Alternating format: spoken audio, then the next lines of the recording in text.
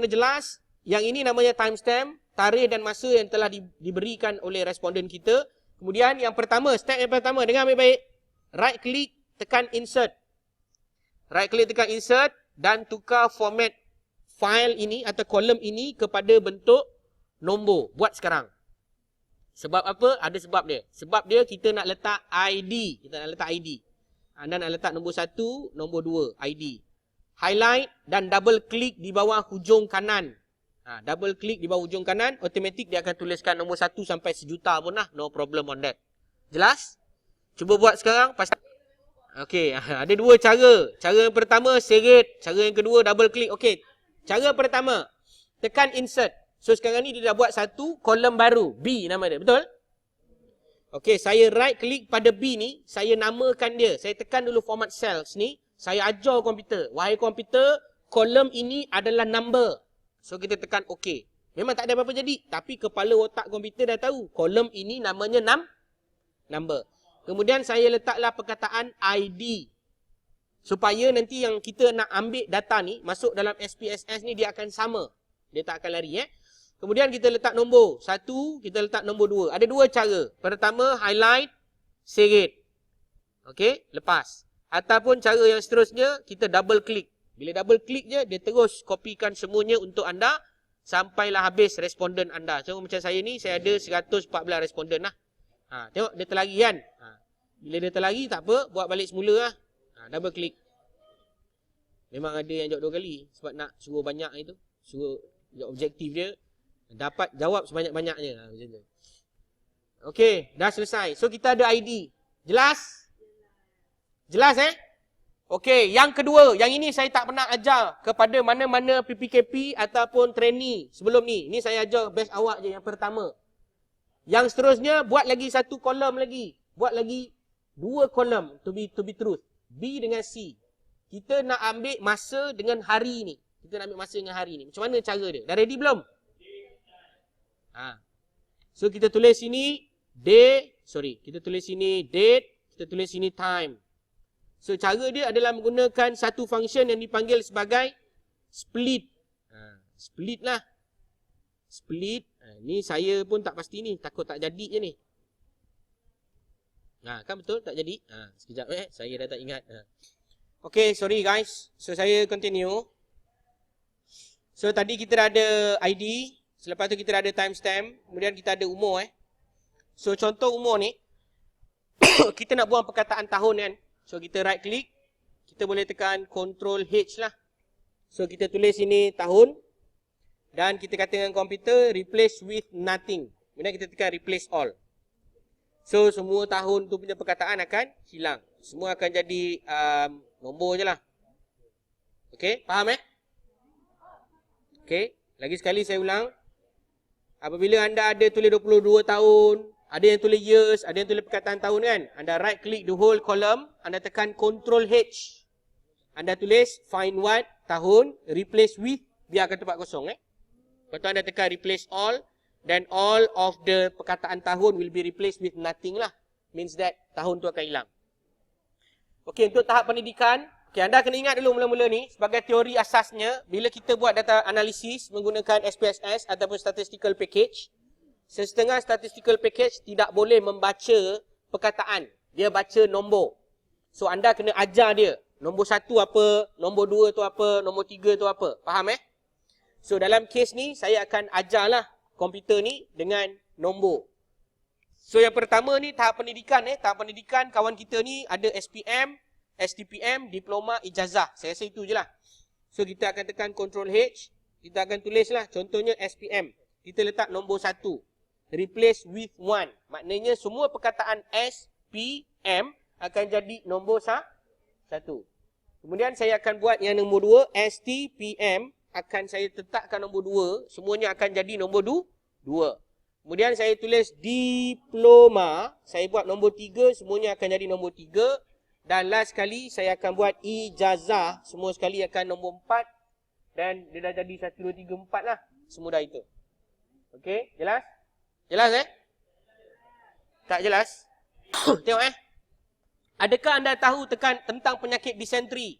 So katakanlah orang ni tahu, maka kita bagi dia markah lah 1. Kalau dia tak tahu, kita bagi dia kosong. Contohlah So saya akan highlight dulu kolom berkenaan dan saya akan tekan Ctrl H. Awak tahu tak Ctrl tu apa? CTRL di sebelah kanan, sebelah kiri bawah. Tekan Ctrl, awak tahu huruf H? Tekan Ctrl dengan H tu serentak, dia akan keluar find and replace. Maka anda akan ajar komputer yang korang ajar ni. Tulis perkataan tidak. Replace with 0. Nombor kosong.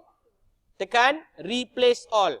Kemudian find what. Komputer tanya ni, find what. Apa lagi yang anda nak saya cari? Cari perkataan ya. Kemudian replace with 1. So semua akan bertukar menjadi 1. So inilah contoh macam mana tuan-tuan dan puan-puan nak menukarkan apa-apa data dalam bentuk perkataan kepada bentuk nombor. Walaupun data tu lebih daripada 100,000 ke juta, tak ada masalah. Okey, habis? Habis ke? Habis kan? Okey. Kemudian kita ada soalan lah, tapi soalan ni saya rasa saya kena tahu ni apa dia punya apa dia punya jawapan ni. Okey, untuk memudahkan lagi satu cara. Itu cara yang pertama. Sekarang kita bagi cara yang kedua. Cara yang kedua adalah menggunakan apa yang dipanggil sebagai filter. Filter ni terjadi apabila wujudnya kemalasan dan juga ketidaktahuan tentang jawapan tu. Contoh macam ni kan, apakah bakteria penyebab penyakit disenteri? Jawapan dia apa? So jawapan dia Shigella dysenteriae, betul? So Shigella dysenteriae ni saya akan tekan OK dan saya akan letak nombor 1 dan saya akan seretkan nombor 1 ni. So semuanya akan bertukar. Dan saya akan klik balik pada filter dan saya cari selain daripada nama-nama lain ni, saya akan cari balik nama-nama lain ni dan saya akan tukar dia kepada kosong. Pandai. Kita akan tukar dia kepada kosong. Anda boleh right click, copy paste, tak ada masalah lah. Contoh macam ni, saya buat macam tu je lah. So Shigella dysenteriae ni, Shigella dysenteriae dia ada dua ke? Shigella dysenteriae dengan memang Shigella dysenteriae saja ke apa? Awak pembuat soalan awak kena tahu. Saya tak tahu ni. Shigella dysenteriae yang betul Okey, sekali lagi saya buat. Saya khawatir kesilapan berlaku. Cara dia yang pertama, saya buat lagi sekali Ke nak suruh saya restart balik komputer ni? Boleh Saya just fokus kepada apa yang ada Apakah bakteria penyebab disenteri? Saya akan pergi kepada home, saya akan pergi kepada filter. Filter. Selepas saya pergi kepada filter, contoh soalan ni kan, apakah bakteria penyebab disenteri? Saya carilah jawapan dia. Jawapan dia apa? Shigella dysenteriae. So, saya nomborkan Shigella dysenteriae ni 1. Saya copy dan saya paste. Cara nak copy paste ke bawah, anda boleh tekan Shift Control Arrow ke bawah. Shift Control Arrow ke bawah. So, semua diselect, Control V. Semua akan automatically being copy and paste. Okey, anda boleh select all semula dan unselect the number 1 and blank. Maknanya ini jawapan yang salah lah. Jawapan yang salah ni anda tulis kosong dan anda boleh tekan Ctrl C, Shift, Ctrl, arah ke bawah, Ctrl V. Selesai. Okey, ada awak buat pasal pengetahuan disenteri betul Okey. So kita tengok yang kat sini, mungkin soalan dia mengikut skema ataupun tidak. Kalau saya jadi kawan kita ni atau saya jadi awak, saya tak pakai pun cara ni. Saya akan menggunakan apa yang dipanggil sebagai flu baru. Flu baru ni akan meng-auto generatekan markah orang tu tadi. Macam mana? Dia flu baru tu awak install je dekat dalam awak punya Google Chrome. Ya, free je, flu baru. Flu baru. FLUBAROO, flu baru. Flu baru ni contoh awak buat questionnaire 20 soalan, betul?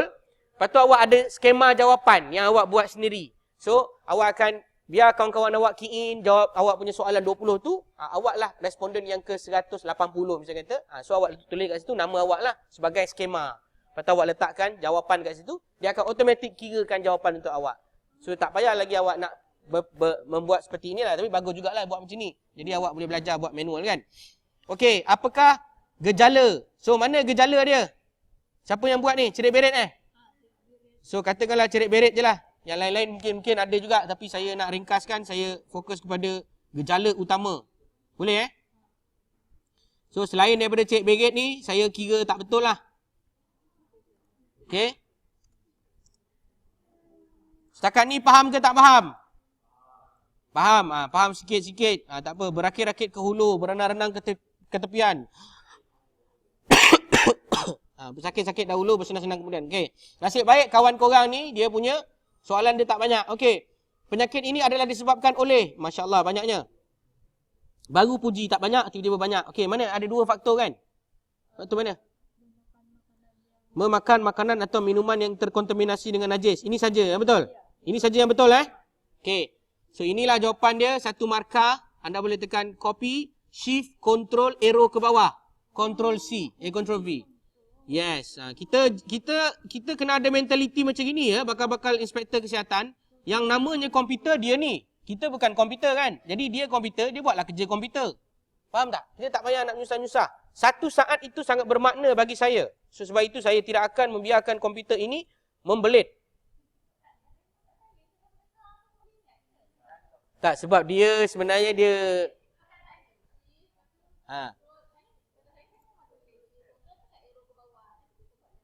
Okey, yang ini apa? Okey, yang ini kerap mencuci tangan dengan air dan sabun. Okey, tengok Saya tekan nombor 1, saya tekan control C, copy lah. Saya tekan shift, control, arrow bawah. Saya tekan control V, paste. Okey, kemudian saya akan tekan yang lain-lain ni sebagai kosong. Oh, banyak kawan-kawan awak yang bijak lah. So, itu maknanya tak best lah. Dia tak seimbang nanti ni. Tapi tak apa. Memang mereka dijadikan oleh Allah Ta'ala sebagai orang yang bijak. Bagus. Selesai semuanya. So, kawan awak punya data ni dah siap. Saya tak nak kira dalam Excel sebab saya akan bawa data ni kepada SPSS untuk tujuan pengiraan. Cuma dekat sini, yang menjadi saya punya curiosity adalah dia punya factor. So, kawan kita punya faktor, saya rasa beliau nak cepat siap. So, dia buat faktor dia 2 je. Iaitu umur dengan tahap pendidikan. Agak menarik lah. Orang lain buat faktor sampai 5, 6. Dia buat faktor 2 je. Umur, tahap pendidikan. Mungkin hipotesis dia semakin berumur orang tu semakin bijak. Ataupun sebaliknya. Macam tu lah. Jantina pun tak ada.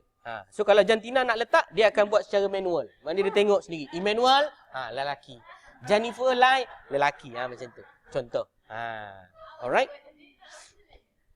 Okey, katakanlah ini datanya daripada kawan kita dah siap. So, oleh kerana dah siap ni, maka saya akan buat sedikit housekeeping.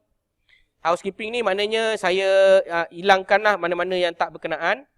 Bukan hilangkan, saya susun baliklah. Macam nama ni boleh pakai untuk tahu dia punya jantina sebenarnya. Tapi tak apa, saya skip dulu. So, saya akan masukkan data-data ini ke dalam SPSS sebentar lagi. So, sementara itu. Okay. So, katakanlah anda nak masukkan benda ni untuk analyze dia kepada markah. Maka apa yang anda boleh buat, highlight kolom yang berkenaan, yang ada checkbox tadi tu. Text to column. Kemudian ambil delimited, next. Kebiasaannya, dia akan, default dia adalah comma ataupun tab lah. So kita boleh tengok sini, comma, next, finish. So dia akan asingkan siap-siap. Batuk, demam dan sebagainya. So kat sini kita boleh bagi nama lah, simptom 1. Okay, sini jadi simptom 2, simptom 3. So kita boleh bagi markah lah. Okay, untuk simptom-simptom berkenaan. So batuk, adakah batuk tu termasuk dalam benda yang dapat markah? Kalau tak dapat markah, tulislah kosong. Kalau dapat markah, tulislah 1. Nanti kita akan kira balik semula kemudian. Okay, mana simptom 1 campur simptom 2 campur simptom 3. Berapa jawapan dia? So markah simptom dia betul tak betul? Itu adalah contohlah algoritma kepada mereka yang membuat check box. Okay, anda masih belum checkmate, tapi anda kena buat kerja lebih sikit lah daripada kawan-kawan biasa. Kepada kawan-kawan yang bijak, mereka akan buat yes no je. Ataupun, dia buat data tu dalam bentuk pecahan yang banyak, contohnya pengetahuan, sikap, amalan, tapi semuanya yes no, yes no, yes no, ataupun not sure. Yes no, not sure. So, yang not sure tu, awak nak bagi negatif 2. Boleh? Maknanya dia sangat-sangat tak beriman. Maknanya dia tak tahu nak ke kanan ke kiri, syurga neraka tak tahu. Jadi kita bagi dia negatif. Boleh je. Akan demokan sebentar lagi menggunakan PSPP. Ya, jelas ya? Okey, tuan-tuan dan puan yang dirahmati Allah SWT sekalian, saya bersyukur pada pagi ini kerana data Michelin ini adalah sangat simple. Sebab senang untuk saya tunjuk kepada anda. Tapi yang tak best je kepada sahabat kita, mungkin banyak benda yang dia tak boleh nak explore banyak lah. Tapi tak apa. Nevertheless, training is there. The idea is there. So, yang pertamanya, bila anda buka SPSS, dia mesti keluar dua benda ni. Pertama, dipanggil data view. Yang bawah ni dipanggil variable view. Variable view, data view. Variable view, data view. Okay, variable view dan data view ni adalah dua tempat yang penting untuk anda set up anda punya data dan variable. Seperti nama dia variable. Jadi saya akan letak nama dia variable lah. Pertama sekali, jangan pergi pada data. Pergi variable. Kita set up dulu variable kita. Saya tulis ID yang pertama. Okay. Yang kedua, oleh kerana saya dah tahu, kawan kita punya ni, ada mempunyai 2X. Ni 2X lah. 2X apa? Ada dua faktor lah. Okay. So, cara dia, saya highlight semua ni. Soalan ni, saya highlight sampai sini. Saya copy. Tujuan dia, tuan-tuan dan puan sekalian, sebab saya nak transpose dia. Ni. Kerana apa? Kerana saya nak tahu. Yang ini apa? Okay, yang ini adalah ID. Yang ini adalah X1. Yang ini adalah X2. Yang ini adalah Y1. Yang ini adalah Y2. Yang ini adalah Y3, Y4. Dan jika anda malas, anda boleh segit lah. Dan nak sampai Y5 baru nak segit. Ini contoh. So, apa yang terjadi kerana kemalasan itu sangat mendominasi saya. Jadi, saya akan terus tekan butang paste lah. Tapi, oleh kerana anda nak tahu apa benda ni, saya tak boleh buat begitulah. Sebab saya perlu terangkan apa benda ni. Okey, pertama saya letak ID. Kedua, dia ada namanya type. Type ni adalah jenis. So, komputer secara default, dia akan tahu benda ni numerical. Numeric maknanya kita kena letak pandai. With label. Decimal tempat perpuluhan. Label. Label apa label? Label lah, label. So, ID respondent. Kalau rasa pendek, boleh panjang. ID respondent yang saya pungut. Pada hari itu. Contoh. Nak panjang-panjang pun boleh. Yang tak nak panjang pun tak apa. Saja nak tunjuk contoh. Okey, value perlu diisi ke tidak? Anda boleh biarkan tempat kosong. Tetapi anda perlu ingat, bila anda tekan value ni, dia ada 3 noktah. 3 noktah ni adalah menu tambahan. Apa dia? Okey, bila anda tekan menu tambahan ni, dia membolehkan anda memberikan value kepada benda tu. Contoh, nanti anda tulis nombor 1 SPM, nombor 2 PMR, contoh. Tapi benda ni tak berkait kan? So, saya teruskan. Missing, yang hilang, anda abaikan. Ini belajar nanti masa semester 4 dengan Cik Ain atau Puan Mas Dila. Kemudian, measures, kita buat je scale. Input ni pun awak abaikan. Ni semua yang default. Saya ajar ni yang simple-simple. Okey, yang seterusnya adalah X1. Kebetulan kawan kita punya X1 ni adalah umur. Betul? Betul tak? Umur. Value, jangan buat apa-apa. Dengar value ni hanya, apa dia? Hanya awak isi apabila ianya data categorical dan ordinal. Ataupun data nominal dan ordinal. Hanya isi value jika data itu adalah nominal dan ordinal. Dalam kes ni perlu isi tak umur? Tak perlu. Sebab umur ini adalah dalam data numerical. Okey, X2. X2 kawan kita pasal apa? Pandai. Pendidikan. So, pendidikan kawan kita ni data nominal kan? Betul? Kategori. So, kita akan ajar komputer. So, kita tekan 3 butang ni dan masukkan value. 1 untuk SPM. 2 untuk STPM. 3 untuk diploma. Dan 4 untuk ijazah. Kemudian tekan OK ke cancel? Kalau anda tekan cancel, buat balik sampai kiamat pun tak habis. Okay, tekan OK lah. Selesai. Kemudian, measures ni jangan lupa. Oleh kerana benda ni adalah contoh data nominal, maka dia adalah nominal. Ada setengah orang kata dia adalah ordinal. Tak kisahlah. Whatever it is, saya lebih gemar anggap dia adalah nominal scale. Okey, yang kedua, kita ada Y1. Betul? Sampailah Y berapa tadi? Y berapa? Y berapa pun korang dah tak ingat Yalah, memang saya pun tak ingat. Sampai Y5. So, oleh kerana saya malas, saya copy je lah. Saya copy dan saya letakkan di mana? Di label. Pandai. So, sekarang ni, adakah anda tahu, adakah anda tak tahu, ini adalah contoh soalan apa? Ini adalah contoh soalan nominal. Pandai. So, perlu isi tak butang ni? Pandai. Tekan nombor 1, ya. Tekan nombor 0, T. Pandai. Kita copy. Dan kalau anda pemalas lagi, anda boleh copy dan paste. Dan ini pun sama, anda buat dia nominal. Anda boleh jadikan juga ordinal lah, no problem lah. So kalau anda malas, anda boleh copy semua ni dan paste. Lepas tu siap. Khalas. Kalau tafadhal masykurah. So data tuan-tuan dan perempuan sekarang ni sebenarnya dah siap. Data kawan kita ni lah. Dah lah datanya simple. Dah siap pula tu. Very good. Okay. Data apa ni? Tak, Michelin pasal apa ni? Dysentery. Polis entry 1 tu jaga. Polis mati, pencuri jaga. Okey, dah siap isi variable, barulah tuan-tuan dan perempuan pergi kepada data. Di sinilah bermulanya kerja kita menampal data kita yang telah kita cipta tadi. So tuan-tuan dan perempuan boleh klik kepada ID, data saja tekan shift control ke kanan ke bawah. Ke kanan ke bawah. Saya terambil sekali nama penuh ni. So nama penuh ni saya hide lah supaya saya tak ambil dia. Semula. Shift control ke kanan ke bawah. Tekan control C maksudnya copy. Kemudian saya akan pergi ke SPSS pada bahagian data. Bukan variable Variable tempat kita nak setting pun boleh ubah kita tadi. Kat data ni kita right click dan tekan paste. Automatically dia masuk. Nak tahu dia masuk betul tak betul, kita tekan butang shark dudu. Ni namanya butang shark dudu. Baby shark dudu dudu dudu, baby shark dudu dudu dudu, baby shark. Kalau dia bertukar nombor kepada value, value kepada nombor, khalas. Kalau tafadhal masykurah. Maknanya selesai, data kita selamat dan sihat. Okey, habis untuk cerita saya pasal SPSS. Silakan, kita ada masa setengah jam lagi, cepat sikit.